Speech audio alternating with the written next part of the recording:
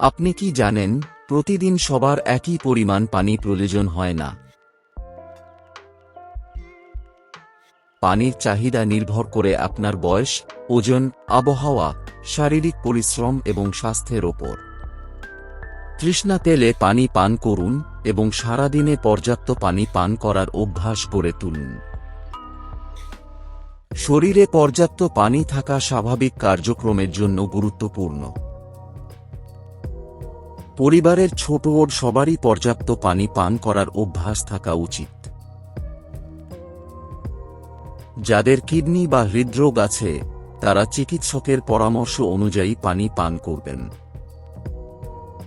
গরম আবহাওয়া বা ব্যায়ামের পর শরীরের পানির চাহিদা বেড়ে যেতে পারে। এমন আরও স্বাস্থ্য বিষয়ক ভিডিও পেতে MSAI মিডিয়া চ্যানেলটি সাবস্ক্রাইব করুন।